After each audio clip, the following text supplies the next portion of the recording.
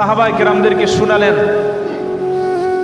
আল্লাহ তাআলার কথা, ইন্নাল আরদা লিল্লাহ, নিশ্চয় আল্লাহ পাক রব্বুল আলামিনের জমিন, ইউরিসুহা মান ইয়াশাউ মিন ইবাদিহি, তার বান্দাদের মধ্য থেকে যাকে চান তাকে ওয়ারিস বানাবেন।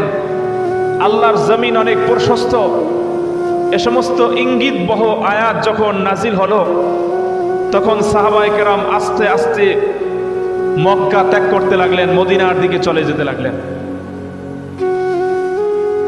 তো সাহাবায়ে কেরামদেরকেও মক্কার মুশরিকরা বাধা প্রদান করতেছিল, কারণ সাহাবায়ে কেরাম যদি মদিনায় চলে যায়, আর মদিনায় বিশেষভাবে দুইটা গোত্র আছে, একটা আউস আর একটা খাজরাজ।